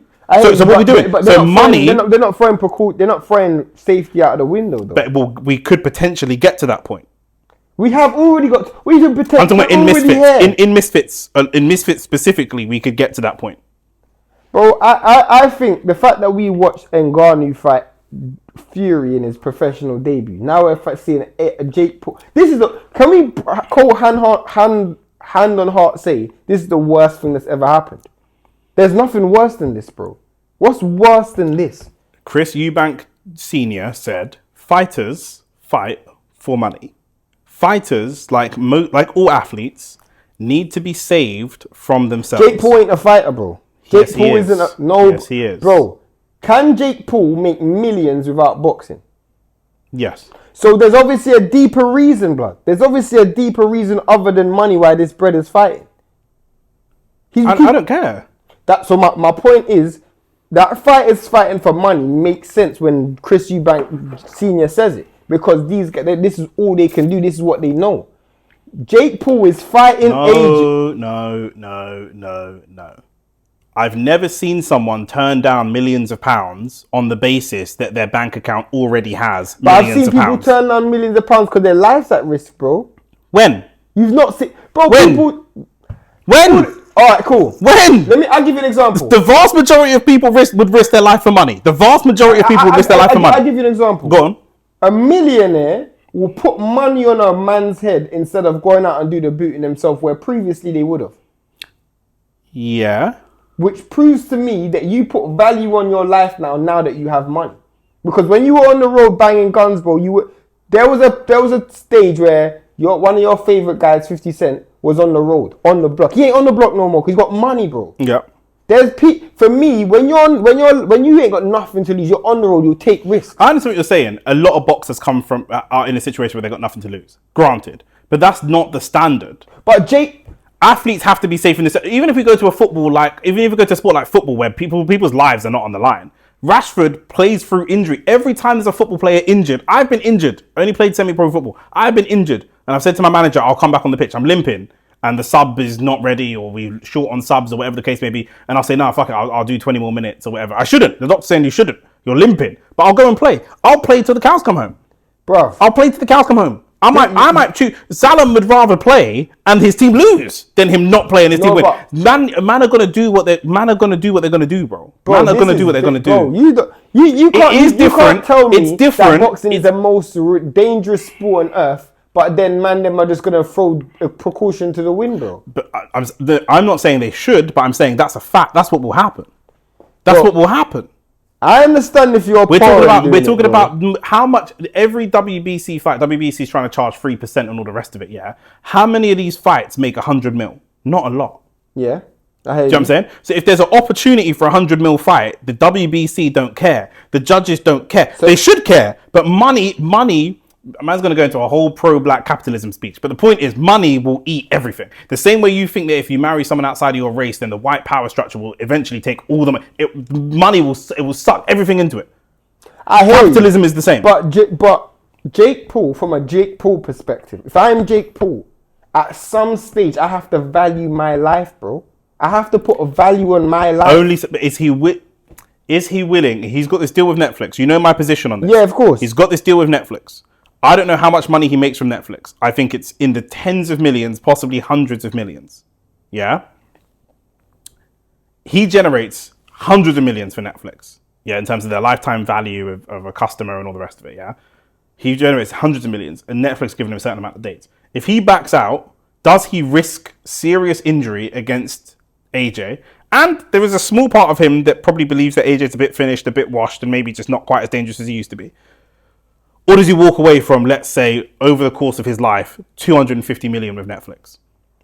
A lot of people, even if he's worth 200 million now, a lot of people put themselves at risk for that. I think there's man on the street banging. That's why he's made a decision. There's man on the street banging guns for 5 bags. The facts. Tony Gago said, "Man, niggas will kill you for cold fries." Yeah. Do you know what I'm saying? So that's. Do you know what I mean? What we doing? I've risked my life for less money than that. Facts. They asked Mike Tyson, "Would you fight Tyson Fury right now, today?" And he said, "I'll fight a tiger if you pay me to." And you know that he's not actually joking. Yeah. Do you know what I'm saying? Like, money, bro. Everyone will do everything for money. What's the least amount of money you've risked your life for? Are we doing this on the podcast? You don't have to tell me what you did, but what's the least amount of money you risked your life for? Depends on what you consider a risk to my life. And you value the risk to your life. 25 bags? 20 bags? Okay, fair enough. But I want money. Like, I value my life. Yeah, do you know what I'm saying? But my life's been on the line before. Do you know what I'm saying? But I've risked my life for 15, 20 bags. Hey. Do you know what I'm saying? From young. But I'm from West, innit? We like money. Do you know what I'm saying? You man up there do madness for £50. So I ain't risking my life for 15. No, man from your heads risk their life for 50 pounds. Yeah, man is less, fam. Man risk their life for Instagram likes. I don't, you know what I'm saying? It's a different generation. Facts. It's a different generation, bro. Man used to risk their life for a £1 bandana that was a certain colour flag. Once you've got Eubank and Ben, I don't think that Eubank and Ben and AJ and Jake Paul are far apart. But they're not as far apart as people think that they are. No, it's far apart. It's far. They're both very, very low level fights. Most of the deaths in this sport are caused by dehydration. Mm-hmm. So they're not that far apart. Do you see what I'm saying? They're not that far apart. Hey, in that regard, yeah. There was a time we had a super heavyweight division. Yeah. That's gone now. Man can just be as huge as they want to be. There's no upper limit to that. So even AJ could go and fight. David Haye fought Valiev. Yeah. Do you know what I'm saying? Like but I'm saying every time something happens that's a bit outrageous, it whets the public's appetite for something more and more outrageous. It's a size thing. I just think it's a skill thing, innit? Like Jake Paul's a novice. It's all of it. It's all of it to me. It's a novice. At least Francis Ngannou can soak up a punch from AJ and he's just going to fall on the floor and get knocked out or whatever. But this guy's also a lot smaller. It's this. Francis Ngannou's a trained professional fighter. This guy's not. Francis Ngannou get kicked in the head by people. This guy's never faced anything like this. It's a size disparity and a skill disparity. Francis Ngannou went from Fury to AJ. Yeah. He's going from Mike Tyson to AJ. Yeah. Fuck, it's mad, fam. And we know the Mike Tyson fight was scripted. I don't think it was scripted. We know that they weren't both going 100%. Okay, yeah. That's all. So whether it's scripted or not, they did not look like they were both going 100%. Yeah. That's not good prep to walk in with AJ if indeed AJ is going 100%. Yeah. I mean, there's speculation that Eddie Hearn saying is definitely not scripted. It's definitely not scripted. I don't know. This the thing with like what's. I don't think it's scripted. I don't think, like I say, AJ's got. I think AJ is too. AJ would be too expensive to bribe or to script. I think AJ's too dumb to script. AJ's got 100 million waiting for him. Bro, AJ can knock it. But as I'm telling you, bro, AJ can knock this dude out by accident, bro. If AJ jabs this dude, yeah, it's like, oh, I'm just throwing out a jab. Bro, if he tries to jab 1-2, just mechanically, if that hits you, you're getting knocked down, bro. Jake Paul's been the bigger man in every fight. Yeah. Oh, definitely. I don't know if he's bigger than Tyson, but Tyson's not a big heavyweight. He's taller than Tyson, but I mean, Tyson's naturally over 200 pounds. But a lot of that's fat. He's 60. Yeah. Do you know what I'm saying? So I'm not considering that to be the bigger man. Do you know what I'm saying? Like, like you say, AJ, when he jabs him or whatever, he's never felt anything close to that. Facts. And he's currently training with Jared Anderson and Okoli, who don't. Okoli maybe cracks as hard as AJ. I don't think he does. Even then, I don't think he does, and I doubt that Okoli is cracking Jake Paul in training. And Jared Anderson is just not prep. Yeah. Do you know what I'm saying? It's just not any type of prep at all. I mean, it's prep if if Fury fought Jared Anderson, you could. Right. Yeah. Yeah. I'm saying. Yeah. But yeah, I mean, I think if he gets out of there alive, congratulations. Yeah. Well, not even alive, but if he gets out there and he's not on a stretcher or he's not receiving oxygen at any stage, then that's a good thing. Because I don't. What do you want to happen? Deep in your heart. Question. What do you want to happen? AJ to knock him out in the first minute. But do you want AJ Wait, no. For money purposes, for myself, I want it to go 12 rounds. Watch time, innit? Watch time. We'll do the whole card. It's fine. Yeah, but it's extra. Watch time. From a boxing perspective, do you want him to be punched, go down, ref wave it off, or do you want him stretch it out? This is quite a morbid thing to say, and if this was any type if this was any type of proper professional boxing match, we wouldn't have this conversation. Okay. I don't really care. I might want him stretched out. Just from because the consistent calling out of other heavyweights is going to continue, and it's going to just keep. Nah, not if you get. You think he gets knocked out and doesn't call out other big names? Nah, bro, you can't get knocked out and still be calling out fighters. It might not be heavyweight, but of course he will. You think if AJ knocks him out, he's not coming back to fight? Yeah, he will continue fight. Oh, it depends on the knockout. If AJ knocks him out, he'll come back and want to fight Canelo. Bro, he'll just fit. AJ might not, bro. Since look at Ngannou. You're fucking Does Ngannou want to come back into boxing? Have you seen Ngannou come back into boxing since? Ngannou don't generate money like Jake Paul. About Ngannou's silk pajamas. He don't make money like Jake Paul. He don't make money like Jake Paul. When you get knocked out by AJ, I think he will change profession. I don't think he'll be able to. Who? Jake Paul. Bruv, he will be tied into. Bro, I told you, he's a slave to Netflix, bro. He'll be tied into a contract. But he'll find his way out, bruv. He will be a. Also, when I watch the training, the people he's around, the boxing knowledge is so bad.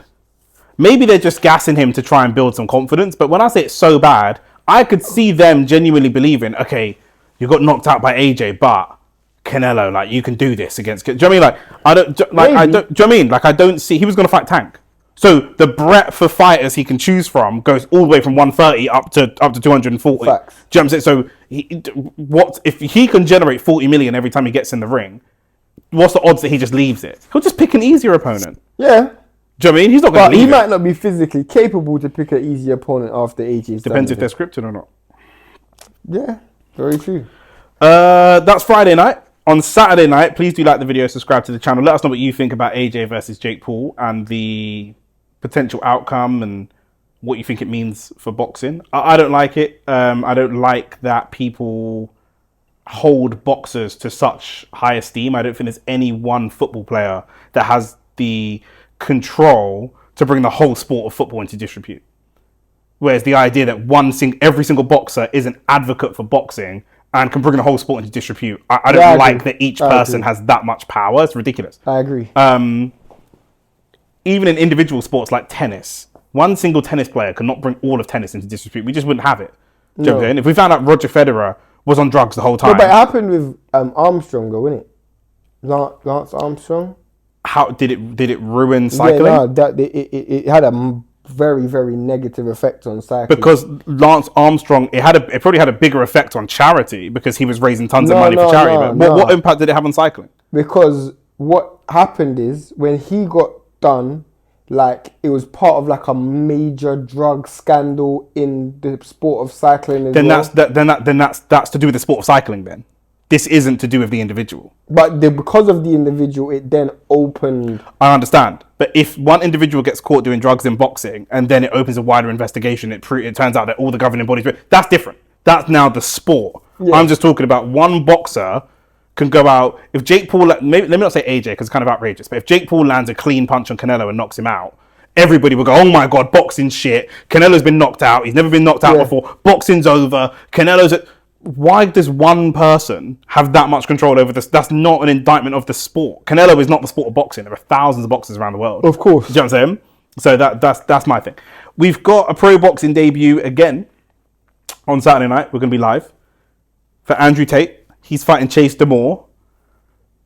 Chase Demoor actually really believes in himself. And I don't know if you've seen any of the promo. I doubt that you have, because I don't think that you'd be able to.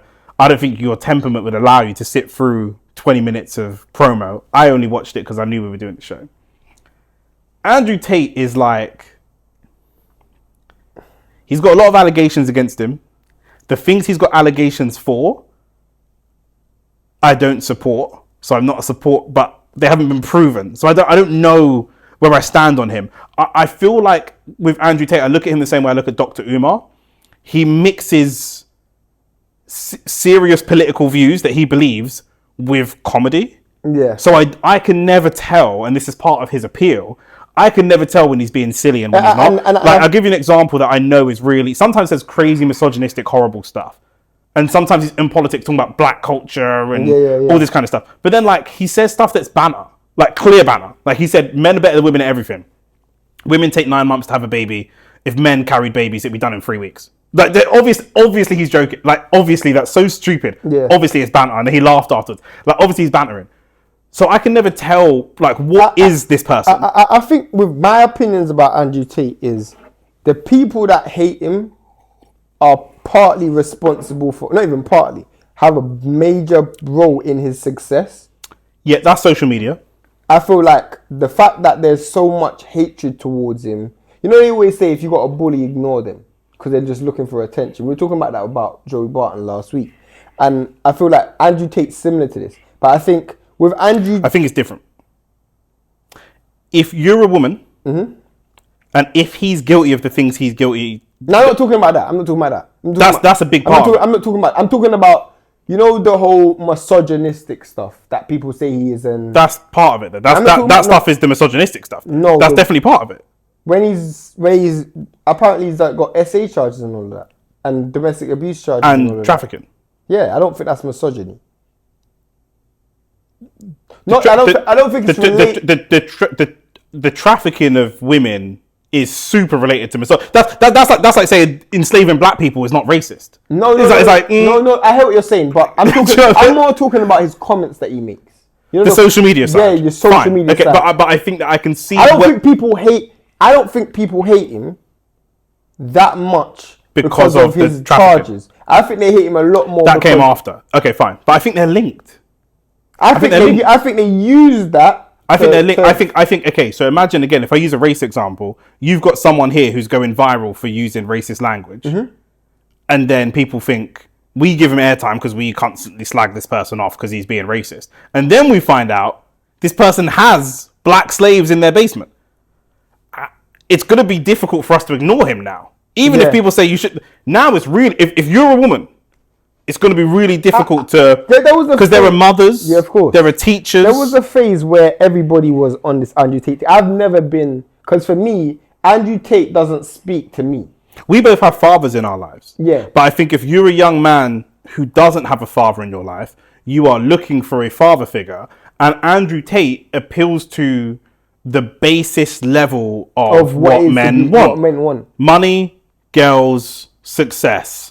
Done. That's pretty simple. Do you know what I'm saying? I have this conversation all the time about how a lot of women contribute to the roadman situation. Because when you're young, all the women I saw when I was young wanted the bad man, or wanted the man with the nice car, or wanted the man with the most gear. If a man had 5 gear, they would rather be gear number 6 than be gear number 1 for a man that had no gear. That was common. So in my young brain, I hope I've matured a little bit, but still not really that much. But in my young brain, that's what it seemed like. Once you go out and start meeting gal and dating gal and sleeping with gal or whatever, things hopefully change and develop. But when you're not actually in it, that's how it looks from the outside. I agree, because for me, Andrew Tate's never done anything for me. When I meet certain people I'll listen to, and I'm like, wow, yeah, facts. You're spitting big facts. Yeah, facts. I genuinely rate what you do. I don't dislike what he says, but I don't like what he says. There's nothing that he says that are raw. Yeah, man, just feel ambivalent. Feel whatever. Yeah. So towards when it comes to Andrew Tate, I feel like he's played a massive role in the next generation. Like the next generation of men will be Tateites that's coming through. You know what I'm saying? We're already there. Do you know And what I'm saying? this gets to him having this pro debut, because what I do like about him, not talking about him as a person, but just talking about him as like the boxing side of what he's doing, bro. He's playing this role of like the boss. He's the CEO of Misfits now, bro. The way he plays the role is actually sick. Yeah, he's a genius. He actually is like an Oscar-worthy actor. Like honestly, like he's coming to this thing. The brother's trying to disrespect him, and he's doing things like saying like, You're look, a tangerine. I can see that you're emotionally invested, and I can understand why you're emotionally invested. And obviously, I'm the CEO of the business, and I'm giving you an opportunity to like. He's the guy's trying to little man him in the most American way possible. The only, And Andrew Tate is little manning him in the most British, understated way possible. This It's only mad. works though. This only works if he wins. Yeah, I mean, yeah, of course, yeah. Because this masculine, you can't be this macho masculine man and get knocked out, bro. I don't know, man. I don't know about that. We see masculine man get knocked out all the time. Nah, bruv. You can't be chatting that shit that Andrew Tate's been chatting. The shit that this brother chats, bro. You can't get knocked out. Bro. Andrew Tate, I don't know about the level of... this is one of the How reasons... good is he? This is one of the reasons... Let's get to that. This is one of the reasons I'm not a big fan of MMA. Because Andrew Tate can't box. Let's just get that clear. Can he not? His boxing's not good. But he was apparently 2-time world champion in kickboxing, which is very, very different. As soon as you see him do his form, immediately you can tell he's a kickboxer, because his hands are low and his range is such that he's preparing for kicks. When I saw him, his head stays on the line. Yes. Like, bro, that does not dip, doesn't slip, doesn't... Like, it's literally... But he's fighting a guy from Love Island. So it's like... Oh, is this guy from Love Island? Yeah, this is like Ngannou fighting Tommy... Not even Ngannou. This is like Ngannou fighting Tommy Fury. Do you know what I'm saying? Like, it's like... That's actually a competitive fight, you know. Well, this is where we are. The guy's a Love Island guy. I mean, he's fought in Misfits. The guy said, look, everyone's seen that viral clip where he does that. He's like, I've improved a lot from then. He's on a run of knockouts. I don't follow Misfits. A lot of this might be wrong, but I don't fucking care. Do you know what I mean? But like, apparently he's had a couple knockouts. He's much improved since then. Andrew Tate's a tried and tested fighter, more experience. He's been under the lights, not lights as bright as this, but it's in kickboxing, not in boxing. So that's the interesting spectacle. Do you know what I mean? So I don't know. What does Andrew Tate do from here if he wins? He's going to be like the Vince McMahon. You know how Vince McMahon runs WWE, and occasionally, if it's a special event, he'll run out. Do you know what I mean? I think it'll be a similar thing. I think it'll be a slightly more active KSI. Do you know what I mean? But he will be... Don't be surprised to see Andrew Tate use Misfits to move into being the CEO of other positions. Yeah, I know. think. Well, one thing I will say about Andrew Tate is he's got a lot of respect for the sport of boxing. I don't know about that. Nah, I think he does. He doesn't watch boxing. No, but he respects athletes. He respects the craft of boxing. Yeah, That's respects true. the That's craft true. of Yes. boxing. Yeah. Andrew Tate is not going to be calling out professional boxers anytime Yeah, soon, like literally. other people would. He understands levels, and having been And a he kid, won't yeah. use Misfits to leverage him like how man's leveraged MVP. Do you know what I'm saying? Obviously, MVP is actually a promotional company that's done good for women's boxing. And Well, they've got Misfits Pro now, which Vidal Riley signed to, so he might leverage it, but he won't leverage it for himself to fight. yeah, He'll leverage, he'll leverage it for other fighters, but I don't think he's personally gonna. No, I think this is a stepping stone for him onto bigger stuff. Honestly, I think they think he'll fight a lot more than KSI. I think he fights more than KSI, but not a lot more. But I think that he uses this to move into. He'll have a longer term strategic plan to move into. There's not even a fight that I'd want to see him in, because even the people that he's got beef with, those guys aren't fighters. Exactly. You know what I'm saying? Like, just broke them But it up, will bro. be like if he fights a Logan Paul or someone like that. It will just be money. It's just big. No, but he ain't got no influencer. beef with them. Who's he got beef with? You know that? Describe them. That Jewish brother. Oh, is he Jewish? That's all of them. You've got to narrow that down. Well, I call him versus True Geordie. Has he got beef with True Geordie? What? I don't know, bro. I don't know. Oh, man, True Geordie actually hates this brother, bro. Really? Bro. Oh, it wasn't it about Andrew Tate where True Geordie said the drive the plane and into the you're right. And the whole they're putting stuff up his batty stuff. Remember he said he's gonna put a dildo up his batty and all of that. Well, True Geordie said that about Tate. True Geordie said that about himself. Oh, okay. And then Andrew Tate then said, I don't really respond to people that push things up their batty. It's haram. And then if he said, if you're really Muslim, then fly into a plane. Oh, that's the sequence of Yeah. events. I do remember that. I remember the comment that True Geordie made, but I totally Them forgot man are in that. some serious beef, bro. Like, True Geordie was begging for this guy to get bagged as well. He's like, I just need this guy to go prison, get arrested and go back, get bagged. Ask it, if you got beef with someone, one of them to get bagged is kind of, for It's a me, pussy old thing, that's a bitch thing. We're getting into the 50 Cent. We're Not getting from into where the I come from. Not from where I come from, man, ain't sending you in prison, bro. Man will say you're not guilty and just to catch you on the road. You know Yeah, what I'm saying? 100%. Yeah. Where you come from is the same as well. 100%, yeah. Man ain't sending you Yeah, prison, yeah, bro. 100%. Yeah. But I would want to see that. True Geordie versus Andrew Tate. Geordie don't fight though. Actually, does you not? I think he trained. I think he's been in the gym as like an MMA. He's an MMA guy, but I don't think he's a fighter necessarily. You think you? I think he's a fighter as much as you're a fighter. You've been in the gym and you know the technicals, but he's not a fighter. No, but neither is Andrew Tate a fighter.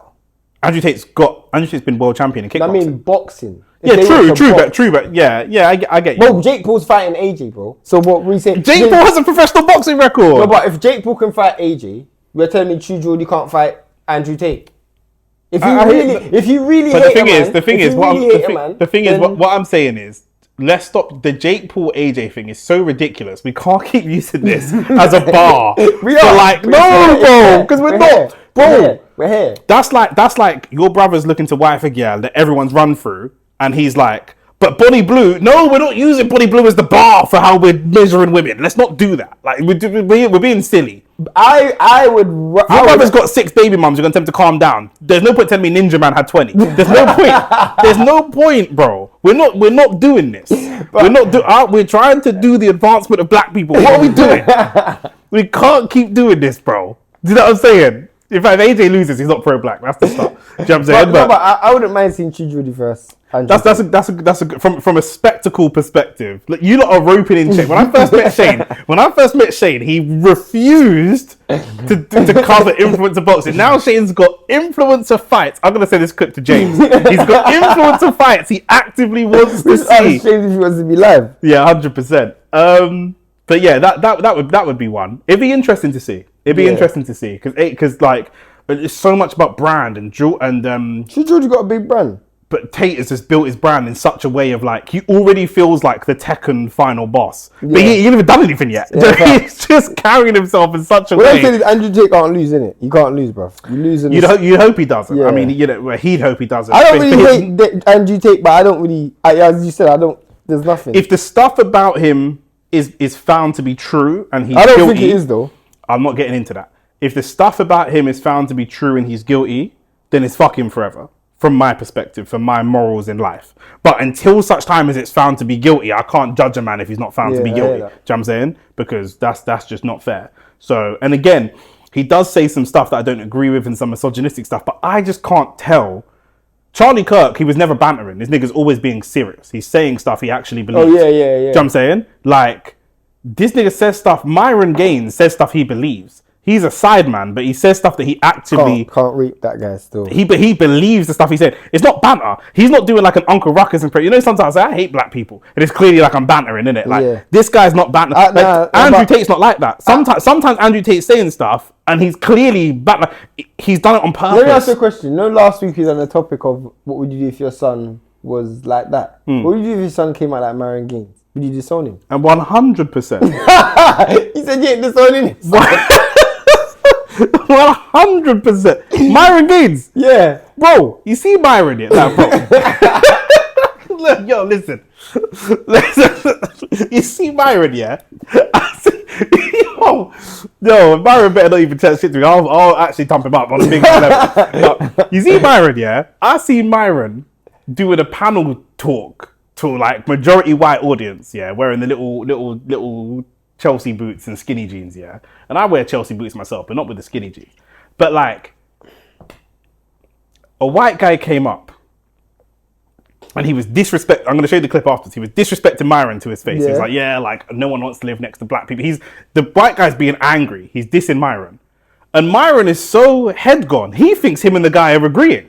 He's like, yeah, I agree. No one wants to live next to black people. And then the white guy's like, you're a pervasive, disgusting race. And Myron's like, yeah, I totally agree with the guy. The guy's trying to argue with him. But Myron Gaines ain't black. What is he then? He ain't black. Fam. He's Black Lankan, blood. He looks like Black and Sri Lankan or something, bro. He's black, something. fam. He's not black. Fam. What is he? Sri Lankan or something? Them man, they need to get banished from black people. But his brethren's definitely black. The one with the mashed up accent. He talks like he's slow. I don't even know. I just saw Marin say one thing, and I was like, yeah, these are the people that if they lived in Jamaica will get convicted of 10 years in prison. But nah, it's not even just that he's not even just that he's an LGBT icon. It's not even just that, bro. He's a black man that's anti-black, bro. But he's not black, fam. Stop saying this, bro. He's not black, bro. What is he? What is he then? I don't know. He might be Indian. I don't know. He might be Sri Lankan. He looks a bit Sri Lankan. He looks a bit. I don't know. He's not black. Some Mauritius people are black.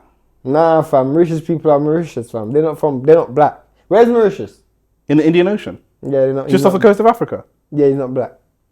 And people from Madagascar are not black. I don't even know how people from Madagascar look.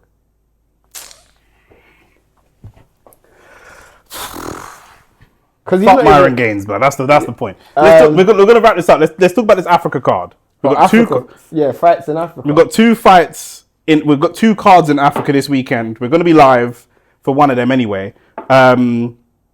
Talk to me about the first one. It's your boys fighting Dan Aziz and Craig Richards against Craig Richards. British level, decent level fight. Good to see both of them man get a payday. They both definitely past their best. I think Craig Richards obviously fought at a higher level, so you would want to think that he's better. But I know they've been in the ring with each other before in terms of sparring and stuff. I think you probably lean towards Craig Richards, but you know what? The fight itself doesn't really excite me. There's nothing about the fight that excites me. Doesn't do anything, does it? I mean, like, if we're being fair, Craig Richards is ranked 12th with WBC and not ranked anywhere else, and Dan Aziz is not ranked in the top 15. I think the winner might be a good opponent for Ben Whittaker. Yeah. That's why. It's a decent name. Yeah, you know what I'm saying? The winner might be an opponent for Ben Whittaker. But I'm glad to see, because you know what, yeah? Like, when these men are from the ends, innit? Yeah. They're never... In the case of Craig Richards, he fought Bivol. He fought for a world title. So you could actually say, you know what I'm saying? He's been a world level fighter at some point in his life. Level. Yeah. Dan Aziz hasn't. But at least he's been a gatekeeper for a long time. You want to know that you've made enough money. And them man eating this piece of food, from a personal perspective, I'm just happy for them, innit? Like, earn your money. What does the food look like in Africa, though? Well, that's my next question. I think, obviously, I'm hoping Matchroom in Africa, and I think the other one is with Amir Khan's promotional company in Africa. I'm hoping it is now a case where we're opening a new market and the African fans support Africa, you know? Sorry, I just saw that Lawrence Okoli is 6'5". Yeah. And Tate is 5'9", according to this. Tate's 5'9". That's what it's got listed on the tail of the tape. Scroll up. Ebenezer Tate is not 5'9". Ebenezer Tate was like the same height as flipping Dylan White, bro. Fair enough. Is that the same Tate they're fighting? I think so. I don't even fucking know, bro. Fair enough. But yeah, so I just want to see him earn a food, innit? They both earn a food, both. Do you know what I'm saying? Yeah. I don't. What the food looks like, I don't know. I probably say that the man might be getting what, 100 bags each. I don't know. What, 150 bags? What do you think? I have no idea, because I don't know. That's what I'm trying to say. I don't know what the market looks like. I don't know. I have no idea. Obviously it's not pay-per-view. Why is Matchroom going into Africa? That's what I was going to ask you. Because I understood why they went into Saudi. I understood why they went into South Africa. No, it says Tate 6'4", so I don't know why on the tape it's got it wrong. Same height as Dylan White. Okay, when he went to Australia, I understood that. Even when they done the Matchroom Italy, Matchroom, do you know what I'm saying? I understand the spectacle thing. I think, I'm lying, I know what it is. Matchroom, from when I watched the Matchroom documentary, they're getting appraisals for their business. And I think as much territories that you go into, it might, I can only assume, increase the revenue. Because appraisals for what? To potentially sell or for valuation? Part sell. You know, and obviously you got the darts, the gold. They want to be the world's biggest promotional company, and yeah. I think Africa, if you be real, is probably is a virgin market. Not even just in terms of boxing, but in terms of sport, period. Yeah, if you can start picking up regular, if you look at the way that football has built off of African talent, not off of African talent alone before the white men get angry, but global talent. And I think if you can do the same thing that football's done, you look at France, look at France and Ghana, you can find a couple gems. Yeah, facts. The Manes, even the next Lawrence Okolis, the next AJs. I mean, in UFC they had those 3 African fighters that were champion at the same time. Yeah, Izzy, Adesanya, and Usman. Yeah, they were all excellent UFC knowledge from me. Yeah, facts. They were all, and that's a market you could tap into. There isn't a lot of great African fighters now that in boxing that you can exploit. And we had this conversation before that Africa's kind of an underperforming place they've got the athleticism, we know that, but again, maybe it's the infrastructure, it's the coaches, and could Matchroom be something for the infrastructure of... With all due respect, there's a great return on investment to be done there, because if you can get great gyms, great culture, whatever, and you've it's over 1 billion people in the... to run, but like it's extremely cheap to run because there's no market price. This is what I'm saying. But I'm saying like even from like gyms, and there's loads of guys going viral at the moment in Africa that are like doing like jungle type gyms. You've seen these, man, yeah, they're lifting stuff, and like you're not going to have to pay these fighters a lot of money. That's what I'm talking about. But they could get to.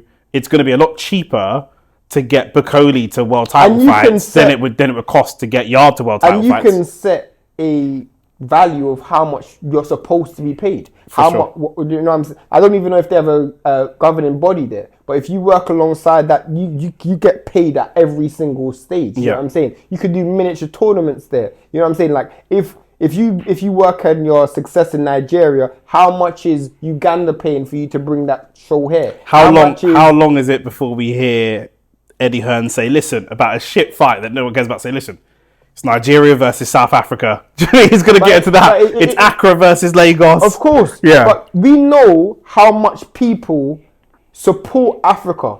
Like the eyes and attention on the African Cup of Nations within the UK, because the diaspora in North America specifically and in Europe, you'll be able to exploit that because people are very, very patriotic to their country. So if you can exploit that and set the market value, I can only assume that's why Eddie Hearn's doing it. And from a business strategy, it's perfect because it's writing on a blank piece of paper. Yeah. And it's a blank check. When Don King done it, Don King got the site fees to pay him. If you can show that you're profitable, and Matchroom are great at showing that they're profitable, how much money is a Zimbabwe or South Africa or Algeria or Ghana government gonna pay for you to bring your spectacle here, like Saudi done?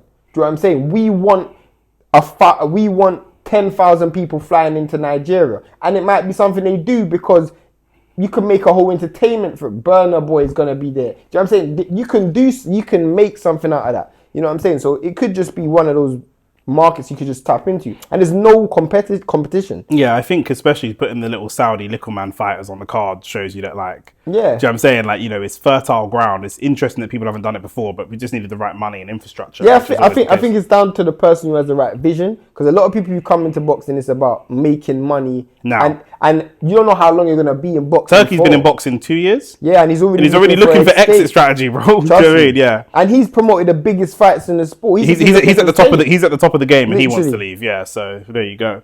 But yeah, and then we've got Ebenezer Tate versus Okolie. Last thing on this show before we wrap up, Okolie having moved to heavyweight, disappointing.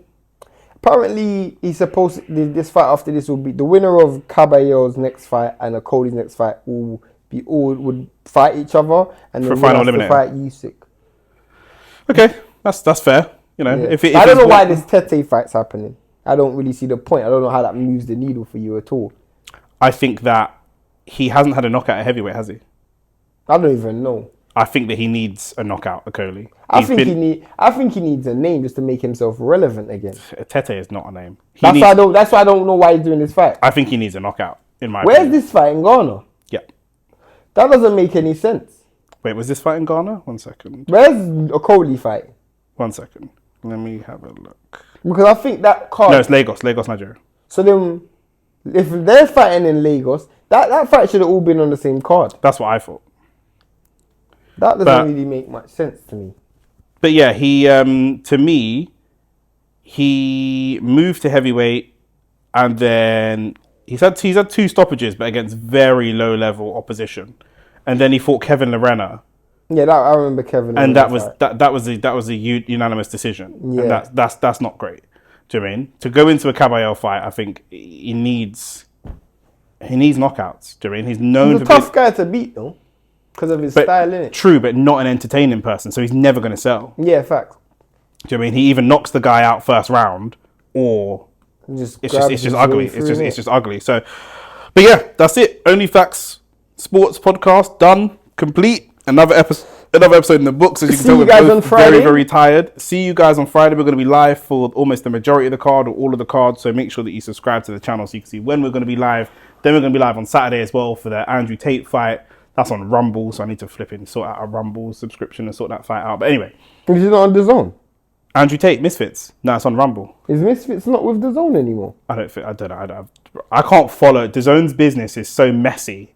I can't follow it. Jaya Pataya's not there. Misfits doesn't seem to be there. Or people are there, but they're not there when it comes to the really big fight. Which is just, do you know what I mean? Like, I know Jake Paul's on Netflix. So yeah, it's just a Dan bit of a Aziz mess. and Craig Rouge is on DAZN though. That's the DAZN. DAZN has become the place for that kind of mid-level fight now. Do you know what I mean? When a mega fight is announced, I'm like, I don't even know where this is going to be. No, the rings are on DAZN as well. Ring cards are on DAZN. Yeah, that's if people are fucking with Turkey. But then like none of the PBC stuff is on. It's obviously not on DAZN. That wasn't on DAZN. No. But shout out to everyone. We're going to be live this weekend. Obviously, shout out to Crawford. Let us know what you think about Jake Paul versus AJ. Let us know what you think about Andrew Tate. Let us know what you think about the Africa cards. Crawford. We'll see you, man, on the weekend. Peace and love.